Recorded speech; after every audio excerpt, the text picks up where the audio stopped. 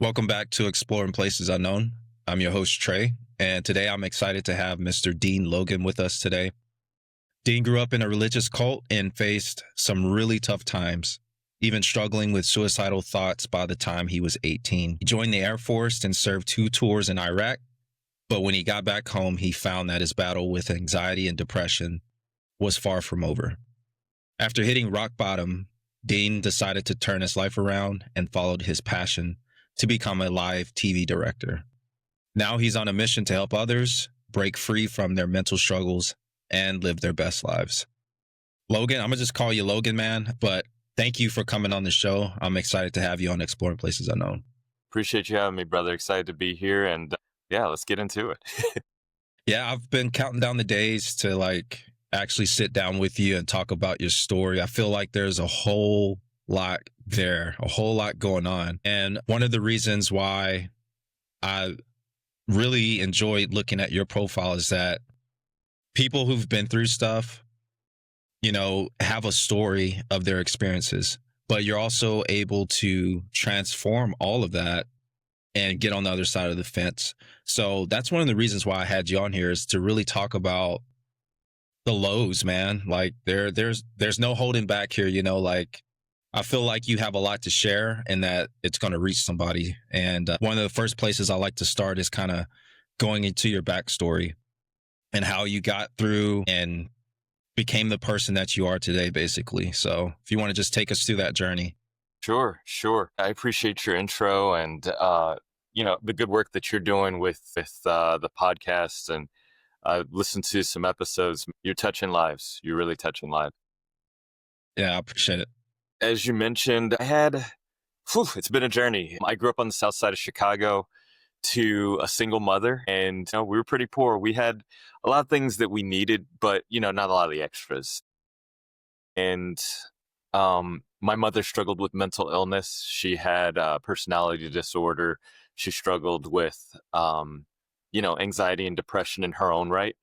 And so as a child, it was difficult managing her expectations because I didn't know which mom I was going to get that day.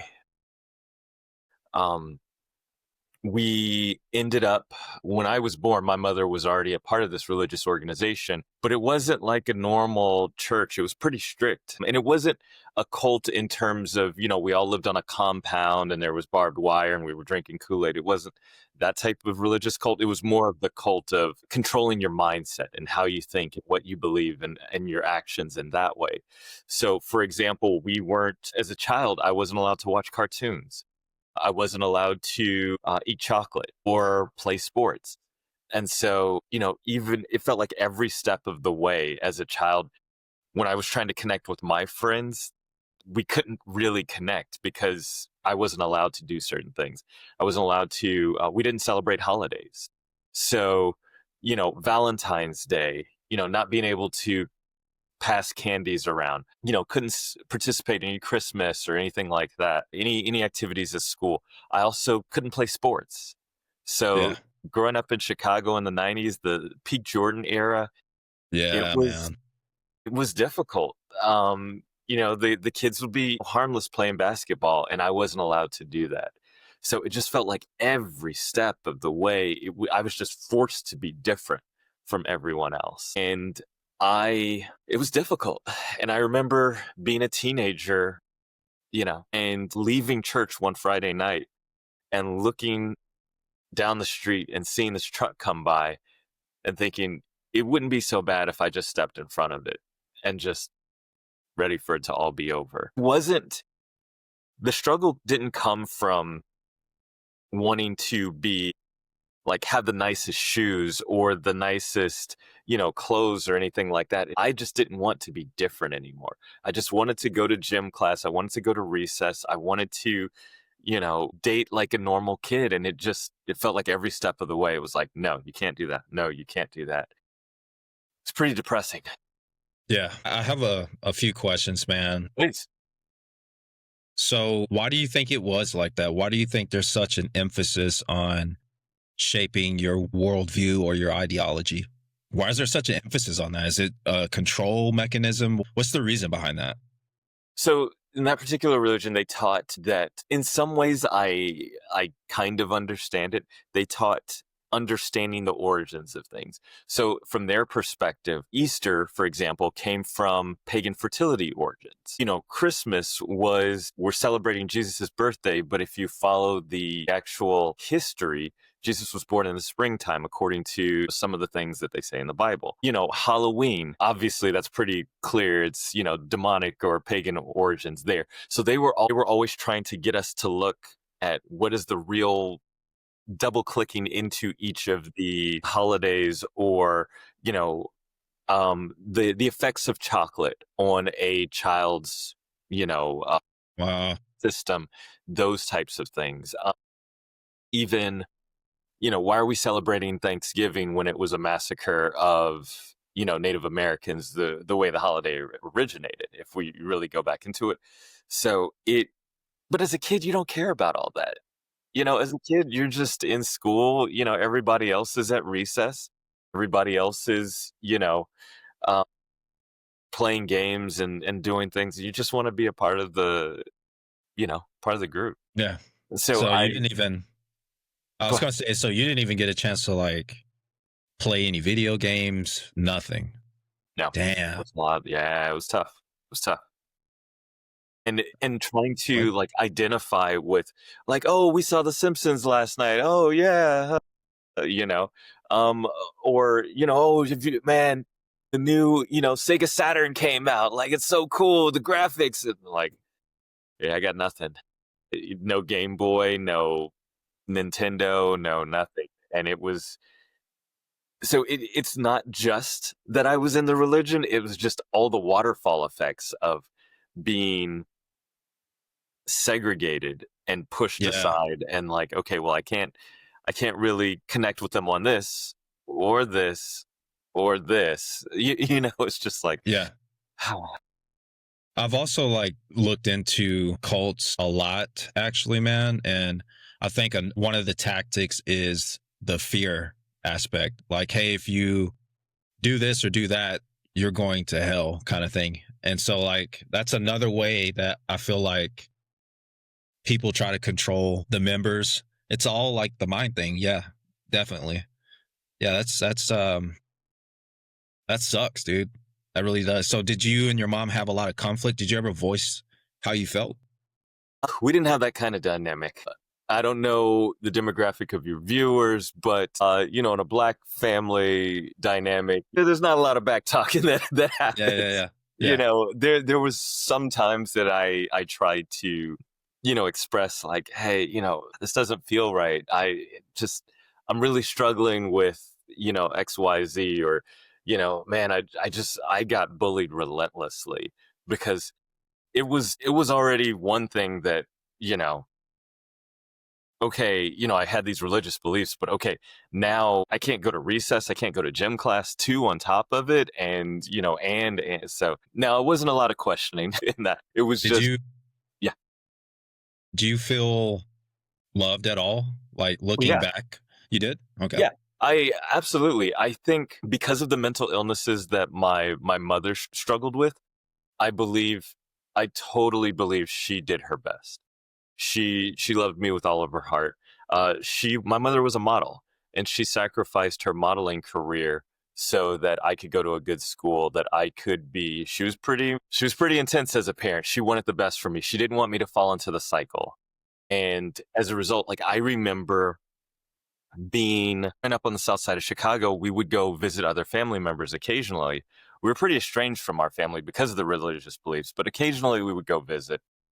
And when we would drive through certain neighborhoods, I remember she would have me in the back of our 1990 Honda Accord, and she would have me kneel down on the floor of the Accord so I couldn't see the drug addicts and the streetwalkers and the wine heads. She was determined to not let her only child fall into the cycle with everybody else. I mean, I adore my mother. Um, an amazing woman. She's passed on now, but she absolutely loved me and did her best. And looking at or hearing about your story, man, I kind of grew up in a similar way with the single mom, but the reins were pulled off kind of for me because she worked so much. So I kind of had the free roam to do whatever I wanted. And a lot of it was bad, man. I got in a lot of trouble, man, growing up. And actually, a lot of my friends at the time, they ended up dying, actually, just due to gang violence and all that kind of stuff, man. So, but I've also, like, through my own path, have come to this place of like realization that she did the best she could. I could still be one of those bad guys out there, but I decided to really work on my life. So I think we all have that ability, no matter how your childhood is, the encouraging thing is you can change things for the best. So I do want to kind of touch on the stepping in front of the bus or thinking about stepping in front of the bus. Was that the only time that you thought about doing that? My suicidal ideations were more about just getting the pain to end. I just didn't want to feel different. I didn't really want to kill myself per se, but I thought this was a good route for the pain to end. That memory was pretty visceral. There might have been other situations, but that's the one that sticks out in my mind the most. Yeah. What really got you to want to think about leaving that environment with the cult and everything?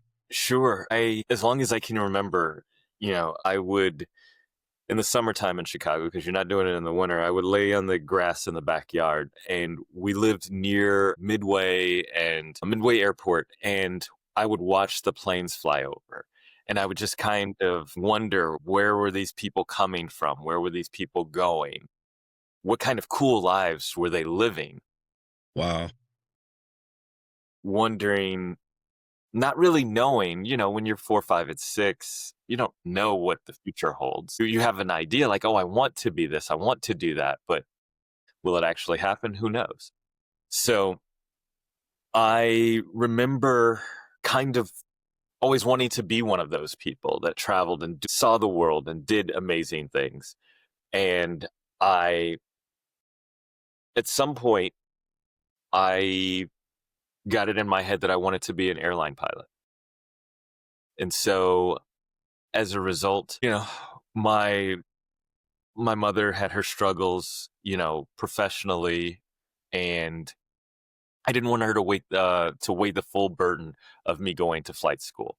So I chose to join the Air Force because I was like, okay, I can earn money. They'll teach me how to fly, and I won't have that burden on her. And I knew the military was a strong enough pull that I could make a clean break from that life. And funnily enough, actually ran away from home the day after I graduated high school. I say ran away, I was 18, and I flew down to Florida to live with my uncle for a few months before I actually began basic training. So it was a safe environment, but my mother was estranged from my uncle, her brother, and I didn't tell her where I was going. I just rolled out. It was a pretty tumultuous time. She was really worried, and I regret how I went about it. But at that time, where I was as a child, struggling with the depression, struggling with the anxiety, the suicidal ideations, I just knew I had to get out of there to save myself. And so the only way I knew how was A, join the military, and B, I had a great relationship with my uncle, and it was kind of in secret because my mom, her relationship with everyone was complicated. And so I knew hanging out with him for a couple months and, helping out his family, it would give me a little bit of a break before I went into the super intense military environment. Yeah. Yeah. Because they're bringing the rules and the discipline aspect also. Were there moments? Go ahead, brother. Funny enough, strict as the cult was, and my mother, The military understood the mind games that they were playing and how they wanted me to conform to their way of thinking. So I was just like, it's just like the cult. Just you're drinking their Kool-Aid instead of Yeah. this Yeah. Kool-Aid. So basic training wasn't that bad for me. It was actually kind of fun. I thought about doing the military a few times, man. I went the other route and stayed domestic and became a firefighter. But that service aspect, I've always been that kind of person. So yeah, that's interesting, man. So a lot of your friends and stuff that were in the cult, are you still like, do you still talk to them? What happened to them? Are they still part of it? Do you know anything about that? Great question. A lot of them are still a part of the cult. Most of them are not. Most of them, when they went to college, they went to see the ways of the world. They're like, there's a middle ground between, quote unquote, maybe being a devil worshiper on this extreme end and Yeah. this extreme end of the cult. Like I can be a decent person and still celebrate holidays and play sports and work out and be a decent person. So some of them I do keep in contact with. I have a great relationship with a lot of them, and we commiserate and share old, war stories. Oh, do you remember when this happened? Oh, do you remember when that happened? Because a lot of our parents and the older generation is still there at the cult. So there's still that, that tap into, by proxy through the parents. So we're still kind of tapped into it. What do they normally say to people that leave? What's the perception of people that walk away? Oh, you've let the world or, the enticing things in the world kind of suck you in. And it's, whether it's demon powers or the devil is kind of using music or, alcohol or, whatever the case, teenagers and kids in high school or, folks in college, having sex before marriage, dating, those types of things. Oh, the devil got him, it's one of those types of situations. I'm I'm being honest. That's the perception. Did you never went back? Like you joined the Air Force and you were done? I was done. However, my favorite person in the world was my grandmother. My grandmother and I had such a close relationship. I called her before she died for, I don't know, 20 years or more. I called her every day on the way home from work. When I was sitting in traffic, I would talk to her. So when I did go back to Chicago, ever since I was a little child, I always considered myself my grandmother's bodyguard. And I would go if my grandmother was leaving the house, I was going with her and I was taking care of her. So that's kind of the dynamic I had with my grandma. My grandmother was also in the cult. I bring her up to say that I would go with her and drive her to church. And sometimes I would stick around just to say hi to, the old parents, because I still had great relationships with people. I just didn't Right. believe what they believed. And Yeah. I think you can, in my opinion, and this is some of the things that we're struggling with politics today, you can still appreciate a person. You can still love a Right. person and not necessarily believe what they believe. And that's okay, in my opinion. Yeah, I absolutely agree. I think life is all about connection, right? And so connecting with people, man, like, yeah, I totally agree with that. With the Air Force, so what did you end up doing in the Air Force and what was that experience like for you? Oh my goodness. It was a blast. I was an airport operations manager. I managed airports and missions all over the world. I spent 4 years in Alaska, Little Rock. I worked with the shuttle program and so many classified airplanes and experimental Wow. airplanes in California. I was in Korea, Belgium, 2 tours in Iraq. In 12 years, I made the most of my Air Force Yeah. career. So you never did go down the pilot pathway. Ah, great question. When I joined the Air Force, I passed all the tests. My eyesight was too poor to fly. I wore glasses back then. By the time I got eye surgery, I was too old to begin pilot training. So it was like, gotcha. Damn. What's And the cutoff age? I was 26, or I might have been 27, and the cutoff age was 26 to begin pilot Man. training. So that was a heartbreaker. But I love, and to this day, I'm still a huge, aviation geek. I loved working with the missions, working with the pilots, working with the experimental aircraft, and being a part of those missions, and done some pretty cool things in my career. Was there any way for you to like actually get in a fighter jet and like co-pilot? Did you ever do anything like that? Yes, yes, Oh I man.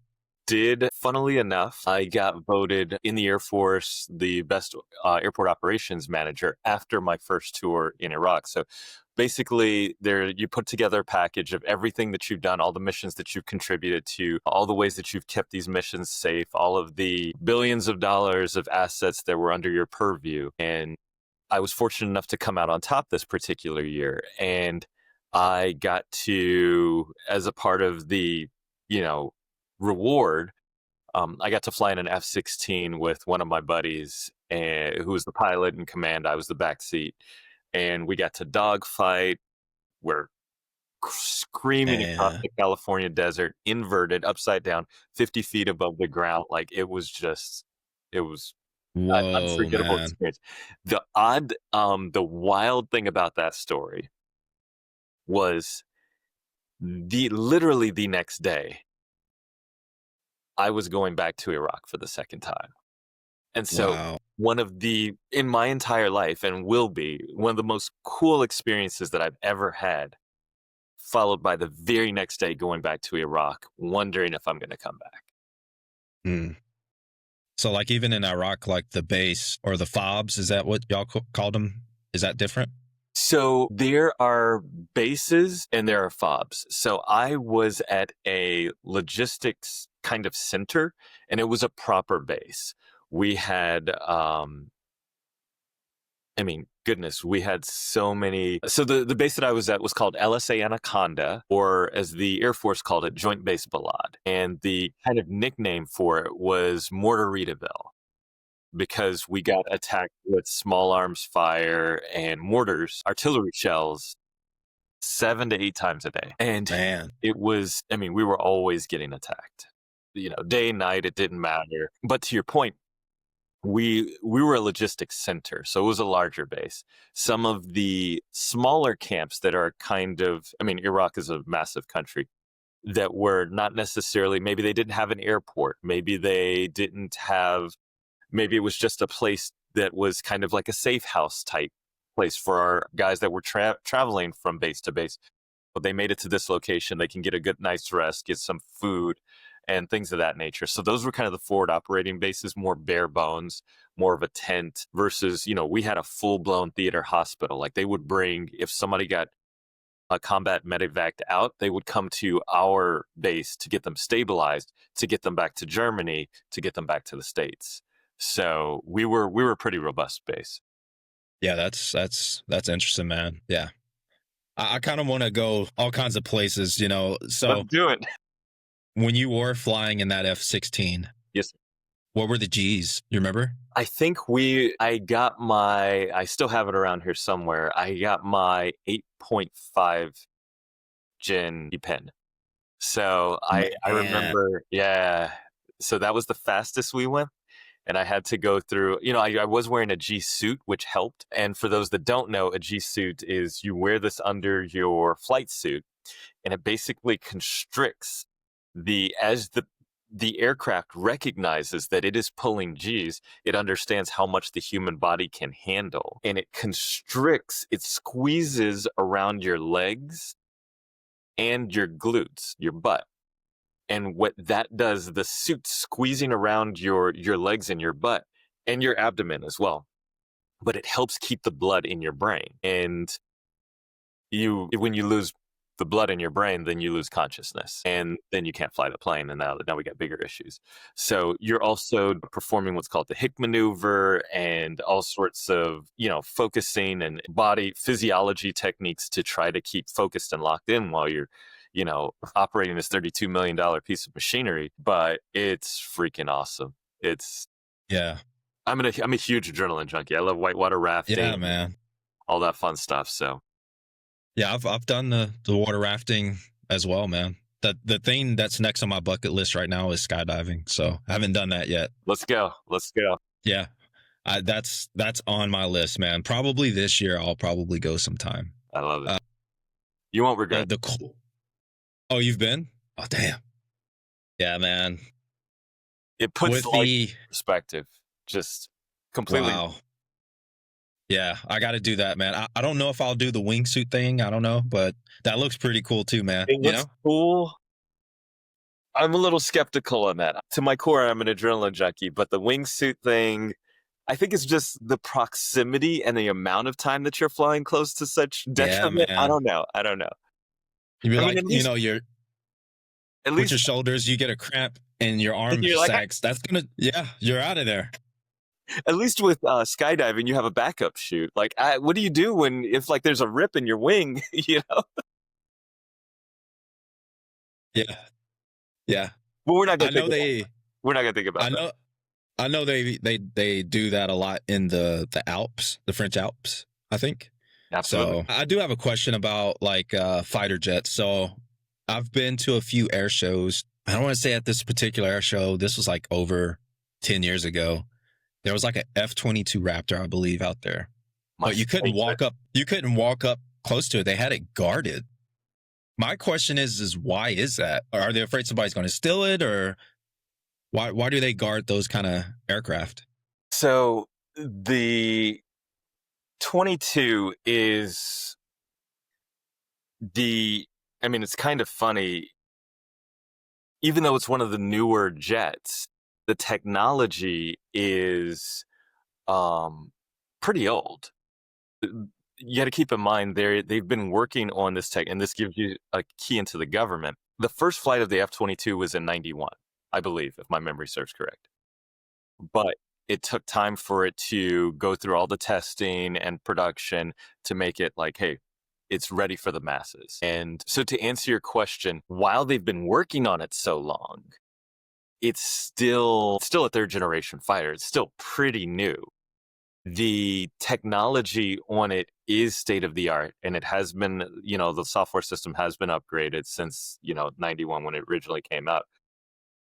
But they are trying to avoid, the government is still trying to avoid the Russians and the Chinese and its other adversaries having really close photos and being able to really, maybe they have 75% of our technology, but there's this one piece in the engine that they don't have. And so if someone gets a really, an unknowing spectator gets a really close photograph of that engine, and they can see, and maybe they can deconstruct how it's working, or the piece that they're missing, then now they're at equal par with us in the fight for air superiority. So we don't know what we don't know. And the idea with some of the more advanced fighters is, hey, we're just going to keep people back and, maintain that kind of security. I will also say, when I was granted, it's been a while since I've been in the Air Force. I got out in 2016. The paint, my memory serves correct, was in the triple digits for a gallon of paint for the F-22. So they also don't want people touching it and, disturbing that, because it's a marvelous piece of technology, but everything is so freaking expensive on that thing because of its, and the F-35 is even worse because of the stealth properties. So, they're trying to protect their investment. And I always like, dude, I can go off on a tangent on this. Because I love aviation as well, man. I'll always be. So I guess the people that developed this kind of weaponry, is it Lockheed and Martin? Is this classified stuff? Because I don't want you like getting in trouble. I'm not going to tell you anything I can't tell you. Okay, because this is stuff I think about. I'm like, well, if whatever country or nation is really wanting to fight us, wouldn't they just send like a mole to the people that develop this stuff and get the schematics? Wouldn't they just do something like that? I mean, yes, sir. And it happens all the time. Unfortunately, wow. It happens more than the government will admit. I'll tell you that. I know the latest thing on like the B-2 bomber. What was that? A couple months ago, I think they destroyed like the nuclear plant? I know you heard about that, right? With the news? in Iran.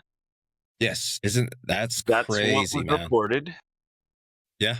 That's what was But reported. It remains to be seen if that's actually what happened. I am skeptical, but okay.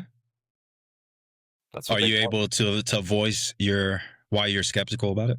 Or is it just because Think everything. Having worked in the military and actually reading the flight plans and understanding, speaking to the pilots and understanding some of the missions that they're going on. I had a clearance. There are and being in Iraq, a lot of what is said on the news and what is the news is allowed to publicize, because certain breaking stories, they have to clear through the government before they can just break it. They can't just say things. It is not aligned with my two eyes have seen. What has come through on secured messaging servers through the military, and then what gets diluted and what gets shared with the public is and can be two very different stories. I believe it? One of the reasons why I left military service was as a result of being privy to some of those conversations. My belief system, I realized that my belief system and the military's mission were not necessarily aligned. What I thought the military's mission was, and the mission that I thought we were doing there,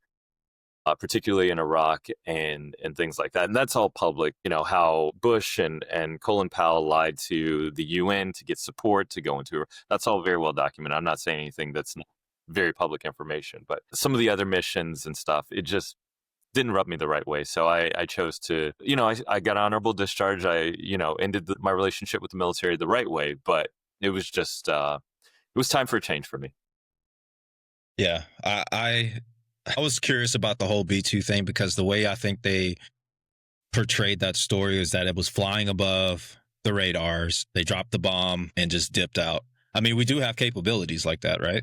Well, it is a stealth bomber, so it doesn't need to fly over the radars. And What?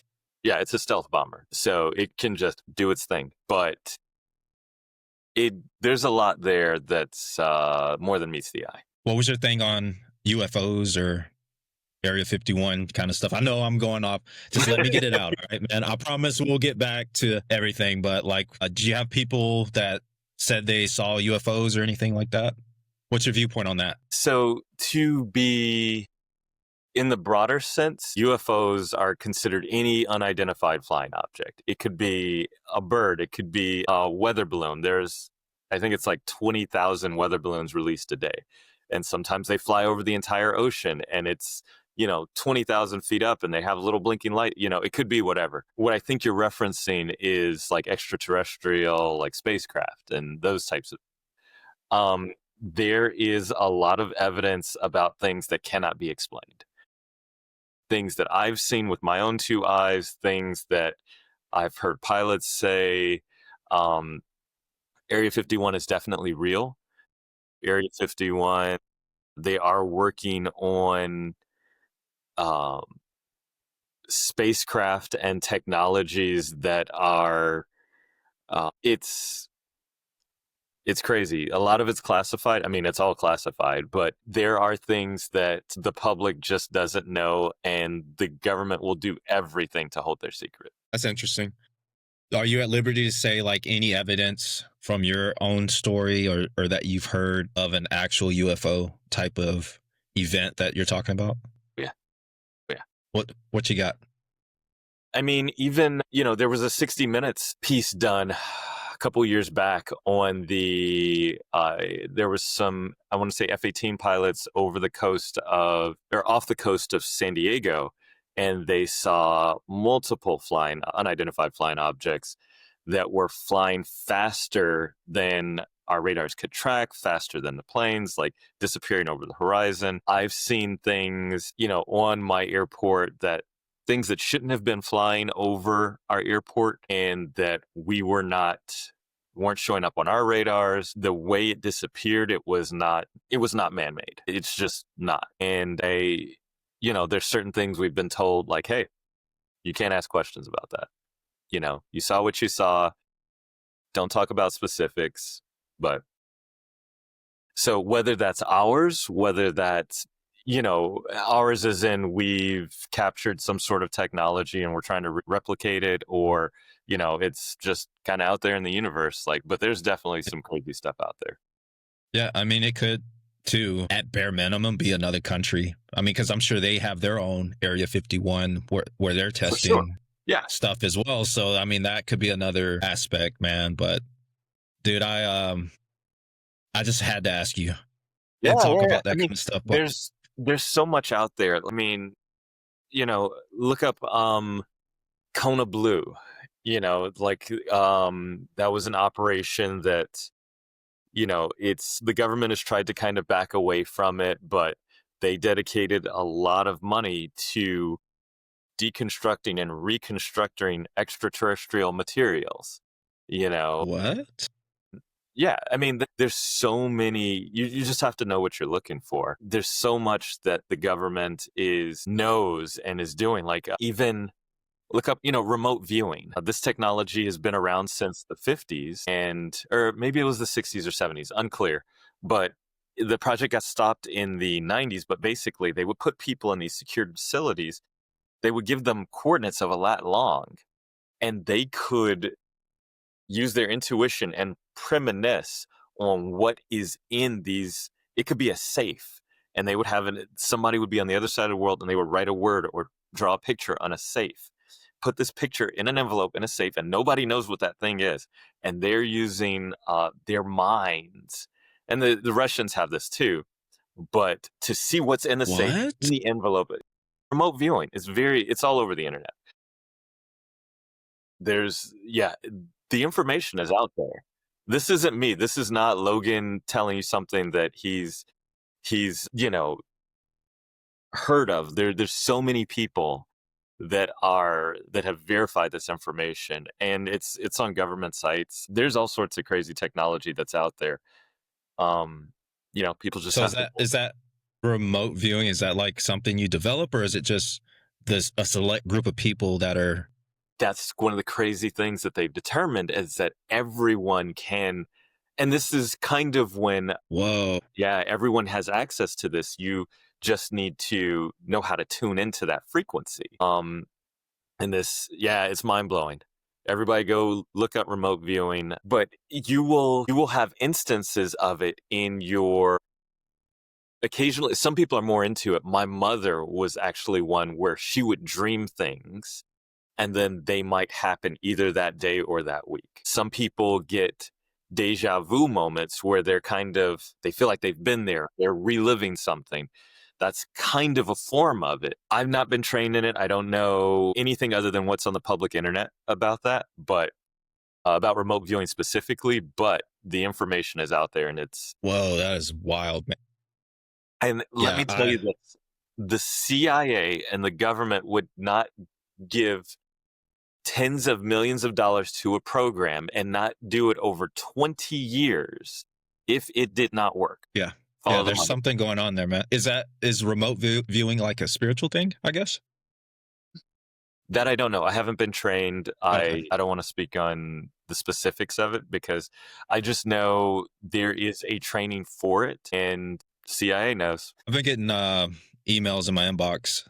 I probably shouldn't be saying this, but to like join the FBI or whatever, come try out for them or whatever. So I don't know, man. That's what you fancy. But anyways, man, like I had to get a lot of that off my chest, dude. Like I love going down those kind of rabbit holes and talking about stuff. But I want to get back to your story. And what was it like coming back home for you? And were you married at the time when you joined? Where does that all tie into? Yeah, great question. So after I joined the Air Force, I got married at the age of 19. I got married pretty early. And I think a lot of that was due to some of the religious programming that I had, that, hey, don't have sex out of marriage, those types of things. And to be honest, at 19, I hadn't really worked through all of my issues and trauma from being suicidal, and, all of that programming and trauma from the cult. So I tried to do the right thing. We got married, and we were married for many years, have some beautiful kids. But to answer your question, when I came back from Iraq, It was very difficult. I came back with tremors. I came back with memory issues. I came back with just so many little artifacts of various experiences that I had while I was in Iraq. So many times I almost lost my life over there. And as a result, it took me, a few days to come home physically, but going through such an experience, feeling my life on the line so many times a day, multiple times a day, hearing the alarm that's going off, taking cover, not knowing if I'm going to see my daughter again, not knowing if I'm going to see my family again. You don't, just because you're gone doesn't mean you're gone. My mind was still there living. For years, I could not go to a restaurant without being able to see all of the entry and exit points. I didn't go out to dinner for a long time. I didn't go to, go dancing or to a bar with my wife at the time because I just, okay, these people are drunk. I can't control them. I can't trust them. They're going to be erratic. And even though I had been safe, I'd been back for years, my brain was just hyper vigilant, just watching everything, not being present in the moment. I was just worried. And that anxiety, that overthinking, it really hurt me and my relationship.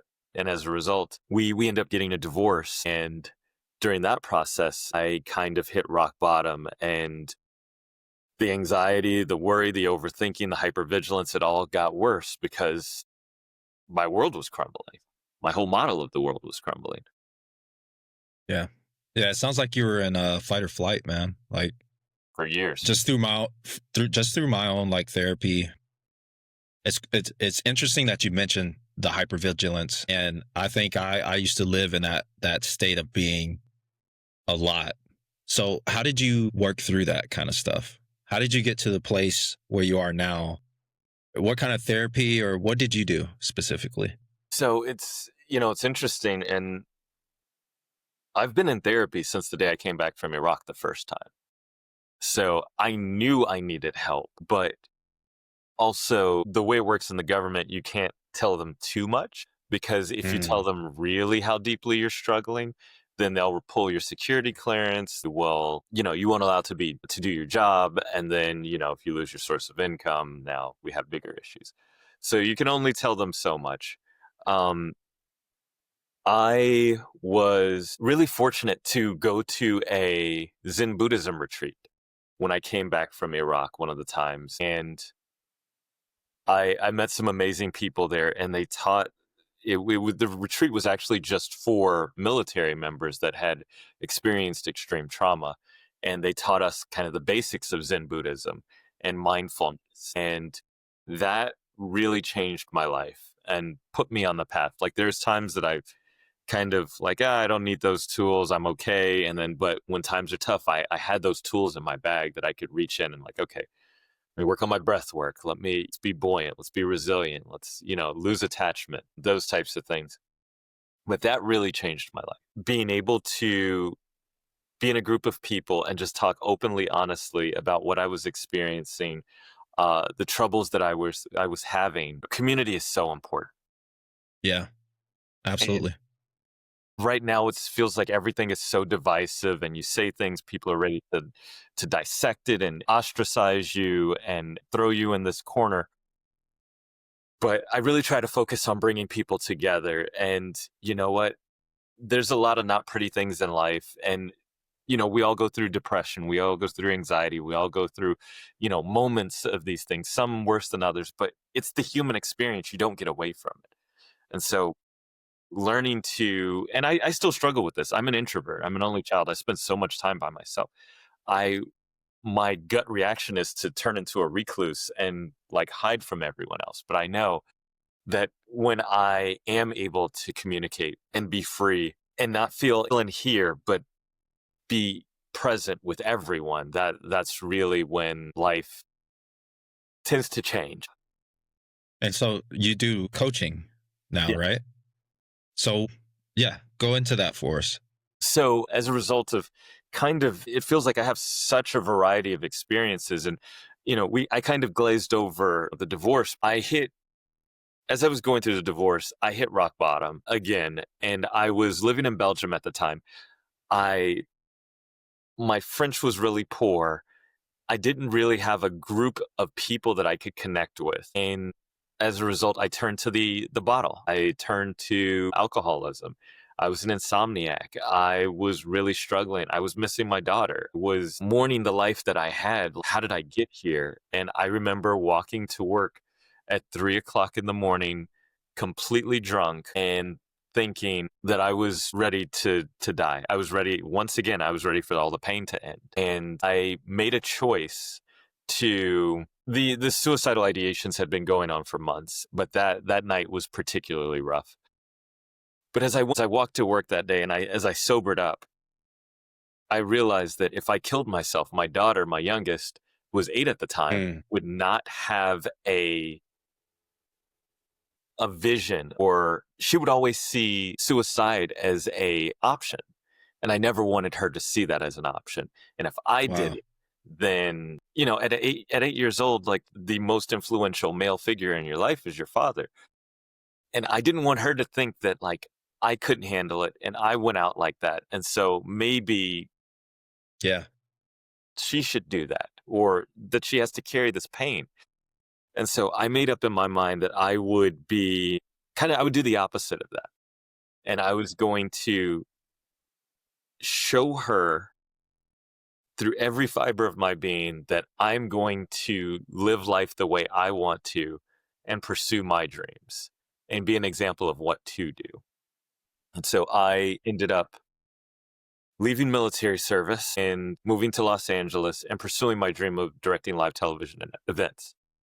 And that is what I do now. I've been a part of some amazing productions, directed the French Open multiple times, the Aussie Open, so many, great broadcasts. I do concerts, corporate events, sports highlight shows, and I've been doing that for almost 10 years now. It's been a hell of a journey, and I'm coming to your question, I promise. But No, you're good. as a result, I've been able to look back at my life and see, these multiple bouts of suicidal ideations, these multiple really dark lows. And it's not unlike the quintessential life experience of what a lot of people go through. Really high highs, really beautiful experiences, and really, really tough things. And I've kind of deconstructed the neuroscience of why some of these things happen. Why do we get stuck? Why do we fall? How is it some of us can launch ourselves and get out of it and pull and scrape and grind? And how did I turn this dream? I didn't have a network when I moved to LA. I didn't know anybody. I started completely over after having a great career, 12 years in the military.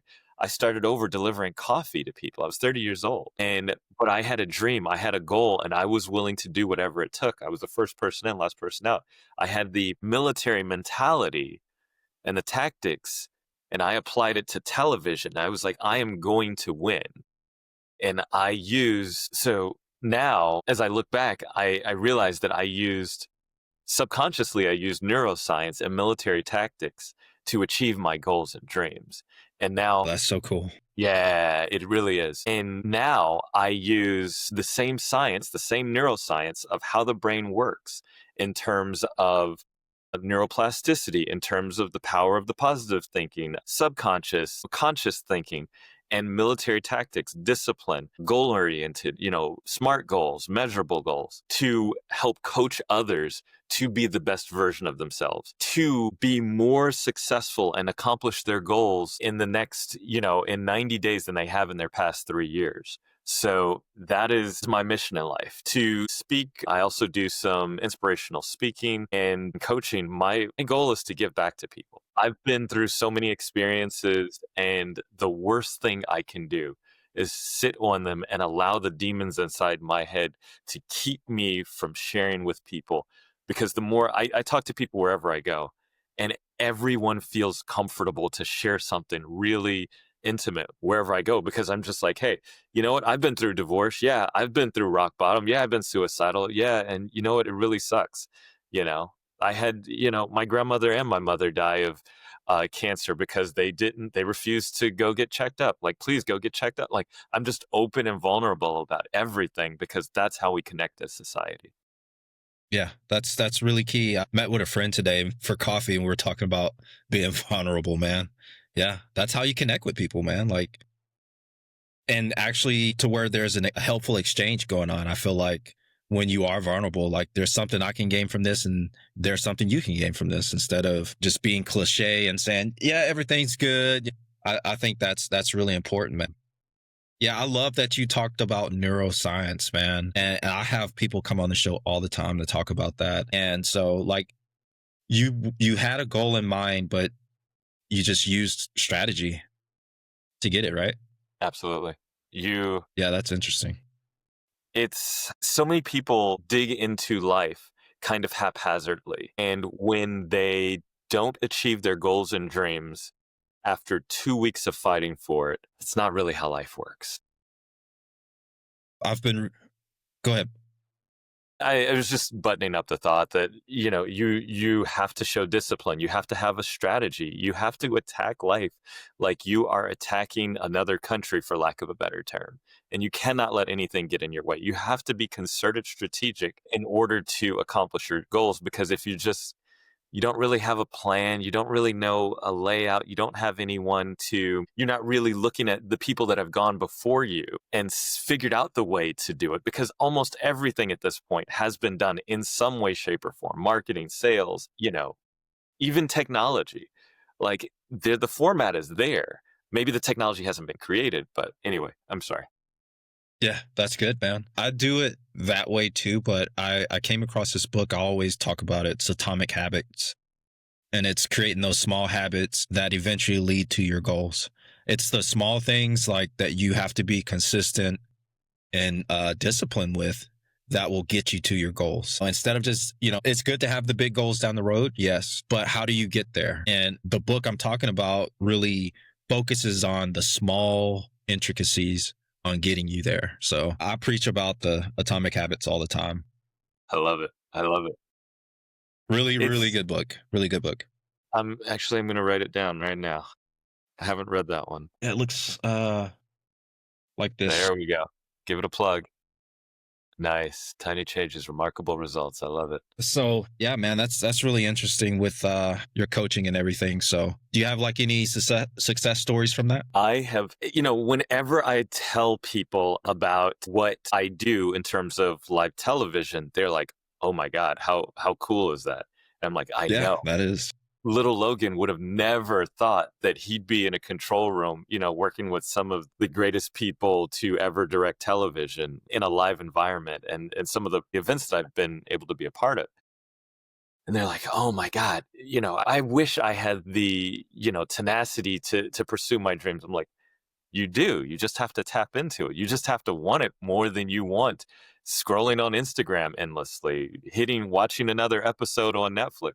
You just have to want whatever it is more than you want your current comfort zone." And as a result, I've helped a lot of my friends expand and see that, you know what, I don't have to follow a traditional route of, oh, I go to college and now I'm supposed to get a good marketing job because I got my degree in that and that's what everybody says do. No, it's okay if you have passions, if you want to be the best damn basket weaver on earth, let's do it. Let's make sure they will remember your name for being the best basket weaver on earth. Let's figure out how to make this happen.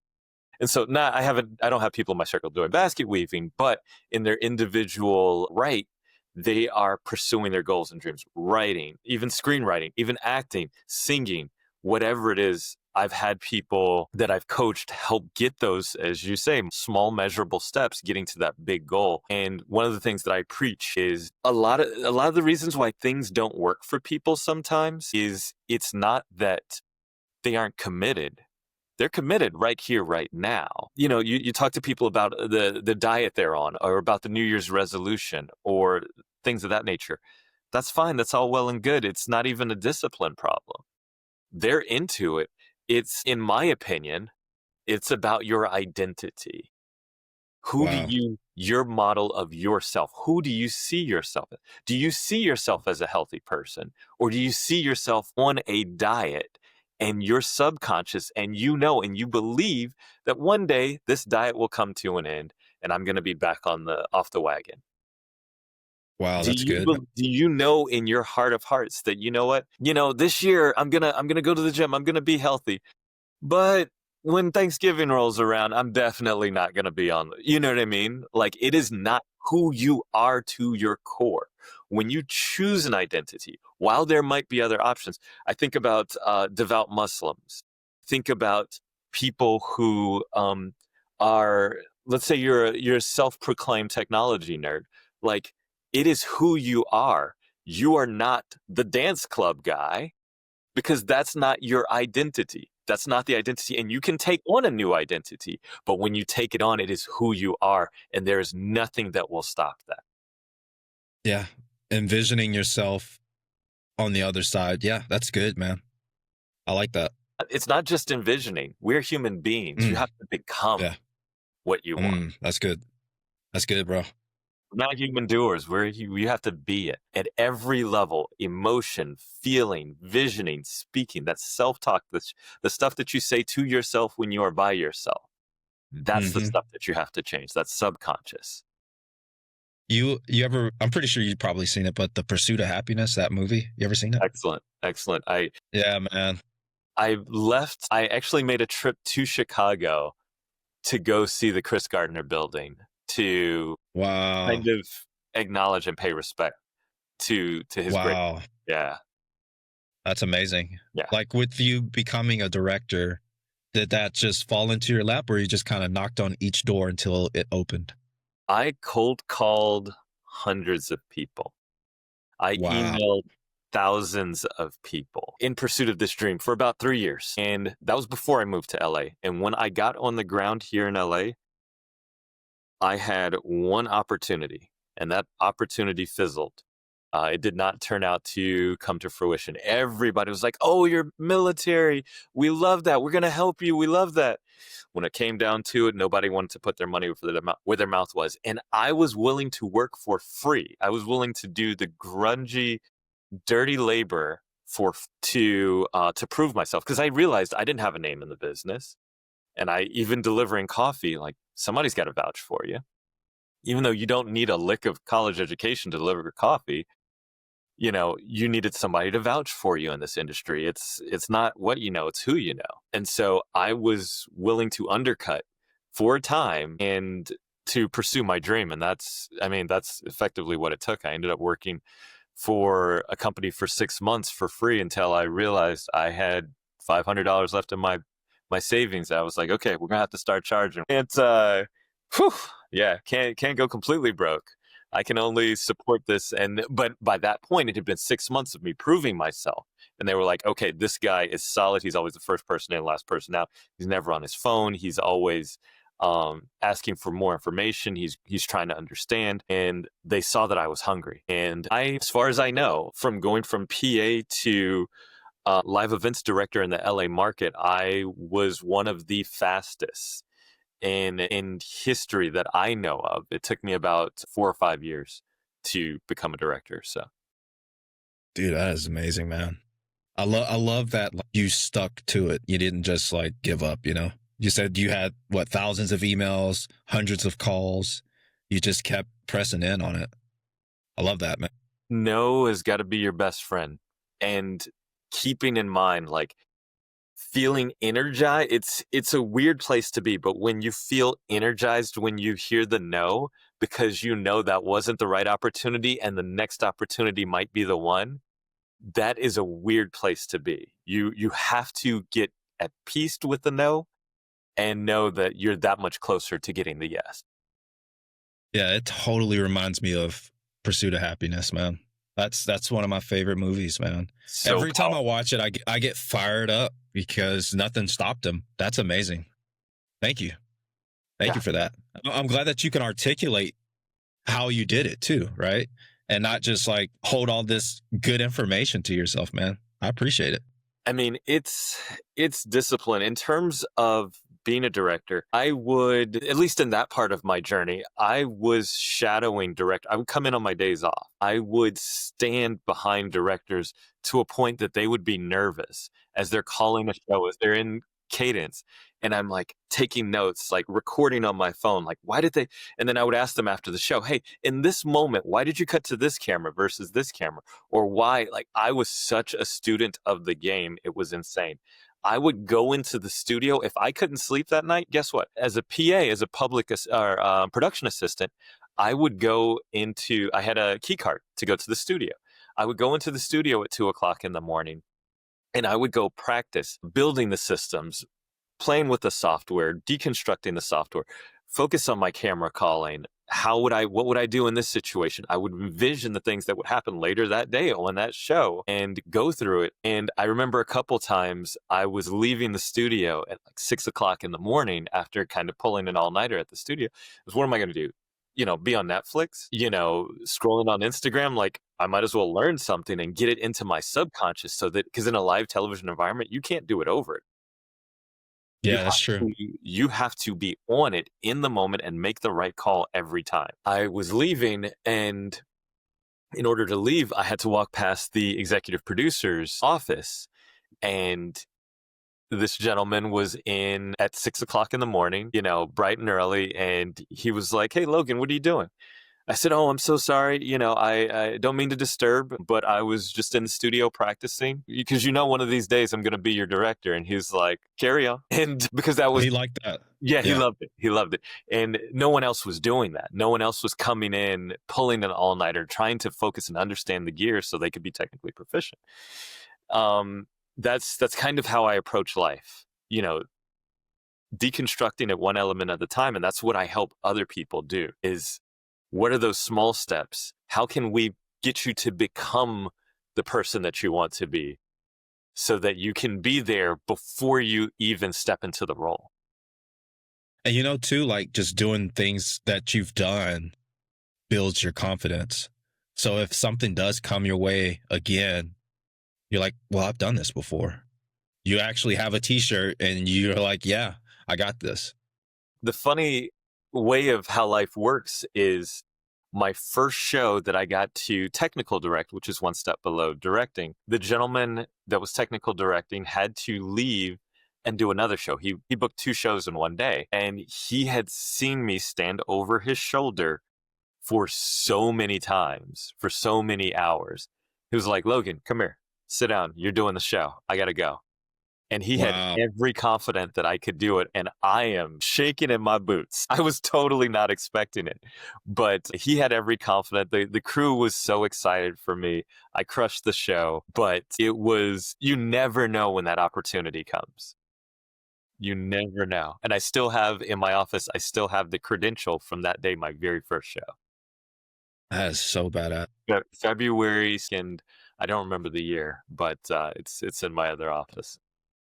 What do you have to say to, like, let's say you reach that goal? How do you keep it? I've seen people where they've reached the top of the mountain and then they lose it. So how do you maintain that level of dedication and tenacity? A lot of times, so it's a myriad of reasons. Everyone is a little bit different. It could be you've lost your why, you've lost your motivation. Some people are very, climbing to the summit type of person, and it's the journey. And so many of us are, it's the journey type person. Once they achieve it, they're like, what's next? I'm kind of bored with this. So it could be your why. It could also be a byproduct of, I find that sometimes people are unable to maintain a level because of what I like to call the skeletons in their closet. So there is something in their history that they have not dealt with that is in their subconscious. Like for me at times, and I think I've dealt with it. I think I've done the therapy and the cognitive behavioral therapy and the EMDR and all these things. But there's something that creeps up that reminds me of the cult. And I'm like kind of set back. It's kind of like a gut punch that will inhibit people. So I really focus on an integrated growth mindset for coaching, because I believe that we're not just a professional person, and you can segregate that. Your health and fitness has to be on point. You have to be at peak state with wealth and your legacy. and, financial management. Your home relationships have to be well. Your communication and your personal relationships, all of you has to be aligned in order for everything to work. There's, I don't know how many hundreds of thousands of parts that have to work perfectly for your car to get out of the driveway. If you do not have one of those pieces to the puzzle, it doesn't matter how many times you fuel the car, if you got no oil in it, it ain't going. Yeah, that's true. So you have to cultivate all of these aspects of life in order for everything to work smoothly. So those are the couple things that I would look at first to see why someone is unable to sustain their level of achievement or they're struggling in certain areas. That's interesting, man. Yeah, you're very knowledgeable, man. I'm trying to like think back. Have I watched anything that you've actually directed? Probably. More than likely. So, I've been a part of 2 World Series. I've been a part of a Super Bowl. I've directed a lot more tennis, and I've done a lot of like streaming events for concerts and fashion shows, corporate events. But I've done thousands of hours of live television with tennis and French Open and Wimbledon and US Open. are you gonna like be a part of the World Cup No, anytime coming up? Okay. I'm at this point in my career, as we were talking about, I feel like I've made it to the mountaintop, and I do love directing, and directing will probably always be a part of my life.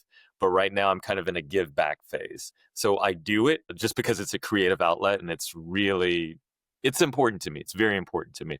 But I also really, it's really in my heart right now. This season is for me to give back and share with others, and, help the world get to a place where they're feeling their best. They're living their best. They're just, you know, achieving their own goals and missions. Nice. Yeah, that's awesome, man.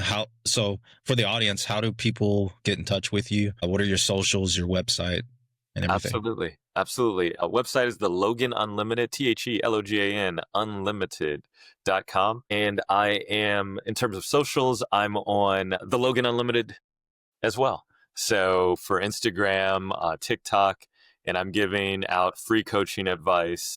Book a consult with me. I'm happy to work with you and let you know, what I think from a high level perspective, and to see which direction you want to go in life. Because ultimately, I work for you. I'm catered to you and your needs, and helping you figure out where you want to go in life and how to get there using proven science. Not, a lot of people think that manifestation is like this misty woo woo, like it's spiritual based. It is, but there's so much neuroscience involved. And if you understand the neuroscience that is legitimate, like MIT, Harvard based, like if you do this, A plus B will equal C, that's the sweet spot. And that's what I love to focus on. Love that, man. Thank you, man, for coming on today. Of course. Like, I've learned so much, and yeah, dude, this has been good. Awesome. Awesome. I mean, anything for the people, I love what you're doing. I appreciate, your time and energy giving back to people. And I know that they're getting a lot of value out of this podcast, and you sharing your story as well. Thanks, Logan, man. So everyone in the audience, I'm going to have all of his information in the description box. And I just have one more it's kind of a silly question, man, but Hit me. so like bloopers and stuff like that when you're directing. So like if somebody goes off like on a rabbit trail, how do you like key everybody back in? Is there something you guys do? When you say in live television and live sports and live concerts, there is no going back. Like if someone falls off the stage, they just fell off the stage. Like I can't do anything about that. If now in a studio show and like a highlight show, we occasionally do have people that will maybe get a little off topic, or they'll forget their train of thought, or, it's live, people are human. Yeah. Yeah. We have what's called IFB, an individual feedback monitor. So we're in their ear as a director producer team. We can tell them, hey, we're wrapping, we need to go to commercial, or, we're going to this highlight next. Next topic of conversation is, the upcoming New Year's, or we're talking Mother's Day, or, whatever that is. We know our commentators well enough to know when they're kind of running out of steam, or if they're a little distracted, we can help them in their ears. And that might mean if they've rambled longer than we've anticipated, we do have a hard in, hard out. So we might have to cut something at the end of the show, or cut something else. But in terms of visually, if something happens, you roll with it. We're all trained on, what our fallback options are, whether we're dumping to commercial, whether I just don't use that camera, whether I've had situations where, during the pandemic shows, we lose someone's Zoom feed, we lose someone's audio. Where do you cut to? What do you do? What do you say? These things happen, and people are pretty understanding at home, but as a director, you have to be on your toes in always understanding where your bailout is, and where you are in the show, where you want to go, those types of things. Yeah, that sounds like really exciting, man. Like It's multitasking, all these different things, kind of like the puppet master almost. it's It's fun. pretty cool, man. When I look back at little child Logan, I'm like, doing what I do now is so freaking cool. Sometimes I go to work and I love what I do so much. I'm like, the fact that I get paid to do it is such a bonus. And that's why I'll never stop directing, I think. Whether at some level, I'll always do this because it's so much fun. Is ESPN like something you would do, or? I've worked with ESPN. I haven't directed for them. I've done a lot Okay. of work with ESPN, all the 3-letter networks and all that fun stuff. Nice. Yeah, Fox, Yeah. ESPN, NBC, CBS, all the networks. Whether it's a technical producer, a camera operator, camera utility. When you're climbing up in the ranks, a lot of times you have to do some of those positions so you understand. As a director, I understand the hardships in their roles and the limitations with their technologies, so that in the moment I don't ask them to do something they can't do or get upset when they can't do it. So, communication and all that fun stuff. That's awesome. Thank you, Logan. Again, I'm going to have all of Logan's information down below, man. And thank you so much for coming on Exploring Places Unknown. This has been fun. Absolutely. Absolutely. We'll do it again. All right, brother. Take care. Take it easy.